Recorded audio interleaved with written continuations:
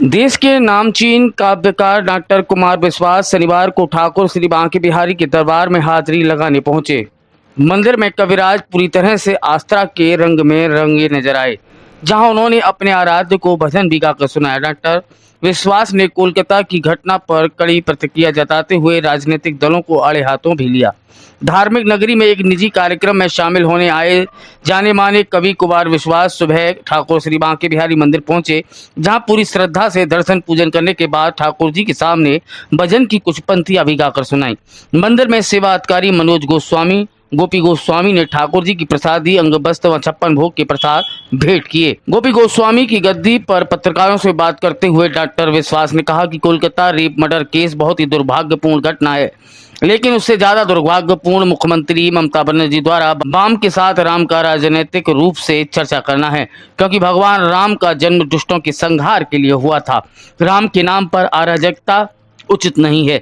मथुरा में भी श्री कृष्ण जन्मभूमि मामले पर उन्होंने कहा कि अगर दूसरे पक्ष के 1000 लोग भी समझदारी दिखाते हुए विवादित भूमि का खुद अध्ययन करें और इसे श्री कृष्ण के भव्य मंदिर के लिए सौंप दें तो भाईचारा कायम होगा। उन्होंने कहा कि भगवान श्री कृष्ण के जन्म पर यह उनके प्रति उपहार मांग रहे हैं। और जैसे लाट बचाई द्रौपदी की और कलकत्ता जैसा कांड, क्या कहेंगे? कलकत्ता जैसा कोई भी कांड पृथ्वी के किसी भी क्षेत्र में हो रहा वो दुर्भाग्यपूर्ण है।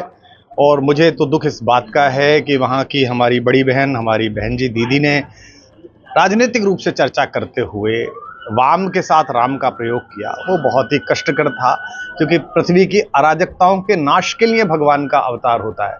यदा यदा धर्मस्य ग्लानिर्भवति भारत, तब वो आत्मा स्वजाम्य, वो स्वयं को सृजित करते हैं। ऐसे में राम वाले अराजकता फैला रहे, ये थोड़ा सा मुझे बहुत बुरा लगा। मैं उस बिटिया के लिए क्या कहूँ, एक पुरुष होने के नाते, एक पिता होने के नाते, एक भाई होने के नाते मैं लज्जित हूँ।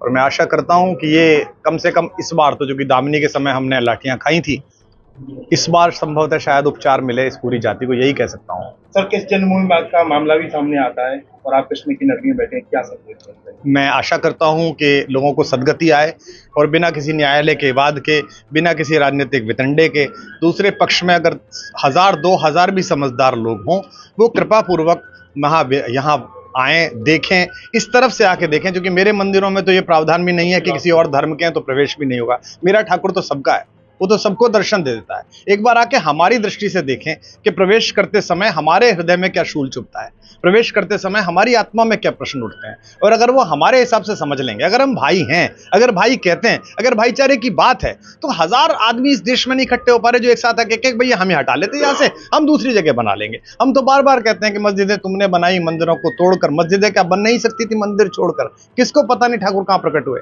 किसको पता नहीं कि भगवान कहाँ आए थे? जब सबको पता है तो आज भी जाते समय एक दृष्टि उठा के मेरे मन में यह आया कि एक विधर्मी, एक नीच आदमी आके पाप कर गया था, लेकिन जो हमारे ही घरों में पैदा हुए, जो हमारे ही भाई बहन थे 10 पीढ़ी पहले, अगर वो भी इस पाप का समर्थन कर रहे हैं या मौन है, तो इस तटस्थता का अपराध इतिहास दंड के रूप में देता है और उसके बाद बाकी लोग उसका फायदा भी उठाते हैं। तो मैं आशा करता हूं, भगवान से मैं उनके जन्मदिन पर यह प्रति उपहार मांगता हूं कि वे अपने दूसरी तरफ गए हुए पुत्रों को भी ये सद्बुद्धि दें कि वो विनम्रता पूर्वक इस ढांचे को उठा के कहीं और ले जाएं, ताकि भगवान का परिसर उनके श्री यश की जय जयकार से गूंजता रहे और हमारे मन में किसी प्रकार का प्रश्न ना हो। बोल बांके बिहारी लाल की।